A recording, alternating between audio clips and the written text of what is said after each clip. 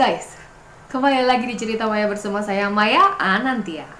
Oke, apa kabar kalian semua hari ini? Semoga kalian selalu diberikan kesehatan dan keselamatan dimanapun kalian berada. Juga buat hari ini aku akan lanjutin di part 2 cerita yang kemarin aku udah ceritain tentang pengalaman aku ketika berkemah. Sudah aku posting di part 1. Buat kalian yang belum nonton silahkan tonton dulu video yang ada di bawah. Dan buat part 2 ini adalah masih cerita tentang perkemahan, karena aku pengen bawain ceritanya di 2 part biar nggak terlalu panjang videonya ya. Karena setelah aku mengakui kejadian bahwa aku bisa melihat sesuatu hal yang gaib sedikit-sedikit, jadi aku pengen share nih sedikit-sedikit pengalaman aku apa aja biar kalian semakin mengenal aku sedikit. Karena aku share-nya juga sedikit-sedikit ya, jadi kenalnya juga sedikit-sedikit gitu, oke? Ya, kita langsung lanjut di cerita yang ketiga. Nah, cerita ketiga ini apa? Masih tentang perkemahan. Itu sekitar kelas 3 SMP. Kami punya tim yang udah sangat solid banget ya, karena dari kelas 1, kelas 2, kelas 3 udah sering berkemah bareng. Kami udah punya tim yang oke banget. Yang cowoknya nama timnya Pegasus, yang ceweknya nama timnya aku lupa, Teratai bukan ya? Teratai kalau nggak salah. Kalau nggak salah sih ya. Oke. Terus ceritanya begini. Saat itu adalah perkemahan Sabtu Minggu atau perkemahan Jumat Sabtu Minggu ya. Pokoknya, oh iya, Jumat Sabtu Minggu deh. Jadi yang ngikutin itu kelas 1 yang baru, sedangkan kami kelas 3. Dan kami adalah panitia, tergabung dalam panitia perkemahan tersebut. Jadi, beberapa acara yang ada di rundown itu adalah kami yang nyusun. Nah, saat itu aku punya teman namanya Sulis. Dia orangnya cenderung pendiam. Kami sering pulang bareng. Terus ayahnya dia kenal sama ibu aku. Terus pokoknya kami kenal baik gitu aja ya. Dan kebetulan juga kami sama-sama anggota pramuka di SMP tersebut. Jadi kan namanya kru yang cewek-cewek itu satu tenda, cowok-cowok satu tenda, kayak gitu ya. Udah nyusun-nyusun acara nih, dari acara hari pertama sukses, hari kedua sukses, hari ketiga pas mau ada jurit malam. Zaman-zaman dulu inget kan ya jurit malam. Jadi mau ada jurit malam itu seperti biasa lah ya, panitia yang sok-sok kekakaan, apa ya, sok senior, nah pasti ngeploncoin, aduh apa bahasanya, pelonco aja lah ya, ngeploncoin si adik-adik kelas zaman dulu, oke? Terus nggak yang ekstrim sih, karena kita juga diawasin sama pembina kami kan, jadi ya biasa aja, paling suruh baris berbaris, suruh nyanyi gitu-gitu. Terus abis itu sorenya itu tuh kita abis pada mandi, terus abis dari sungai juga ada yang disuruh nyusurin sungai gitulah. Terus karena pada kotor jadi langsung pada mandi. Kebetulan aku bareng sama si Sulis ini. Nah, si Sulis ini tuh rambutnya kebetulan panjang banget.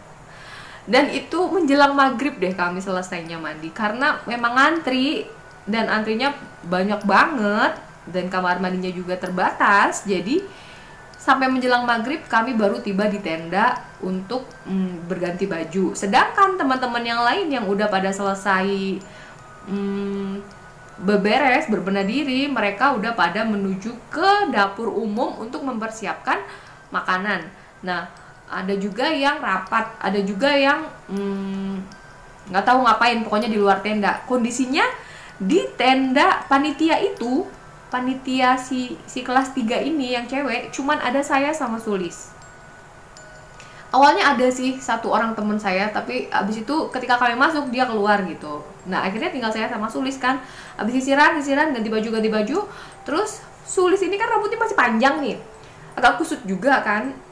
Ketika dia sisir gitu, kami sambil ngobrol. Aku lupa ngobrolnya apa ya. Cuman aduh aku merinding. Si Sulis ini tiba-tiba sambil tangannya begini nih, nyisir rambut begini, ngelihat aku ketawa gini, hehehe, ketawa tiba-tiba ketawanya ngakak sambil matanya kosong ngelihat ke aku.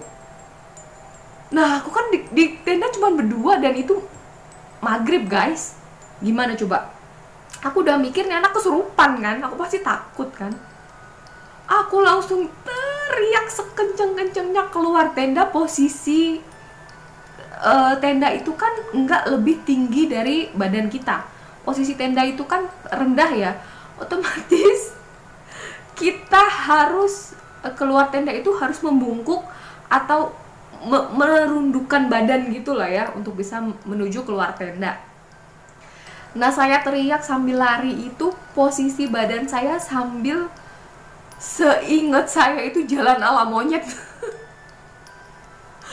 kakinya doang, badannya biasa, kakinya doang yang merendah, jadi kayak monyet kan, gimana ya gitu deh, bayangin aja sendiri deh ya. Jadi kakinya doang yang merendah, badannya biasa, dan saya teriak. Kebetulan tendanya itu adalah dua tenda yang digabungin karena panitia wanita ada banyak, jadi nggak cukup satu tenda aja. Posisi saya di sini sama Sulis lagi ngobrol. Sulis ketawa lihat saya seperti orang kesurupan, saya kabur lari. Entah kenapa saya larinya ke sini, padahal di sini juga bisa keluar, tapi saya larinya ke sebelah sini. Saya teriak lari ini sepanjang hampir 2 tenda ini dengan kondisi kaki yang ditekuk. Di persatuan tenda ini kondisinya maghrib ya, ingat-ingat ya. Di persatuan tenda ini saya merasakan ada sesuatu yang terangkat atau ada vibrasi aneh guys, ada vibrasi aneh, ada getaran aneh yang saya rasakan di perbatasan tenda itu. Jadi kayak saya memasuki ruang yang lain gitu. Semoga kalian paham apa yang saya maksudkan ya. Ketika saya melewati tenda itu, saya merasakan sesuatu hal yang aneh, getaran aneh, bukan hawa, getaran. Orang saya bergetar, saya merasakan getaran, saya bergetar, benar-benar bergetar. Jadi bukan karena saya lari itu, bukan. Saya bergetar ketika saya melewati perbatasan tenda itu. Seketika itu tadinya saya teriak, tiba-tiba saya diem tapi sambil terus lari mencari bantuan. Keluar dari tenda saya langsung bilang, tolong, Sulis kesurupan, saya bilang gitu.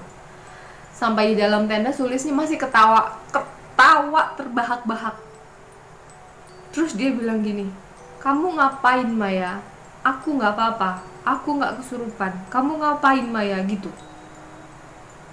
Ya kan kita bingung ya, ini kesurupan bener apa enggak, apa ngerjain gitu. Ya itu, tapi gara-gara dia, entah aku lupa gimana akhirnya dia bener-bener kesurupan bener atau ngerjain. Pokoknya aku nggak mau ngelihat dia lebih lama lagi. Aku memilih pergi, memilih menjauh karena abis ngerasain hal aneh juga ketika ngelewatin si tenda tersebut. Selanjutnya ditanganin oleh guru kalau nggak salah. Tapi nggak teriak-teriak sih, si Sulisnya ketawa-ketawa. Ya gitu pengalaman aku yang ketiga tentang perkemahan. Ada yang kesurupan juga, cuman ya kami kebetulan pembina kami adalah Pak Nasir, namanya Bapak Muhammad Nasir. Nah Pak Nasir itu biasanya setiap habis sholat maghrib berjamaah kami mengaji, baca surat Yasin dan surat-surat pendek. Intinya kami minta izin untuk menempati daerah itu. Jadi ya memang adab sopan santun ketika di gunung, terus jaga bicaranya, nggak boleh berbicara yang aneh-aneh ketika di pegunungan atau ketika di bukan daerah kita sendiri. Itu memang penting dan itu juga diajarkan oleh pembina kami. Jadi gitu teman-teman cerita saya untuk hari ini.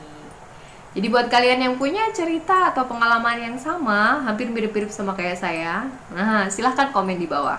Buat kalian yang baru aja tahu dan baru aja klik video ini, aku ucapin terima kasih dan jangan lupa like. Dan jangan lupa klik juga subscribe. Biar kalian bisa terus pantau video apa aja yang aku upload hampir setiap harinya. Jadi rencananya nih, untuk kedepannya aku bakal upload 2 hari sekali gitu videonya. Jadi biar kalian kangen.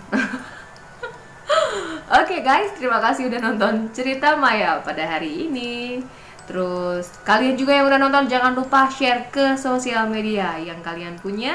Dan jangan lupa follow Instagram aku di cerita_maya.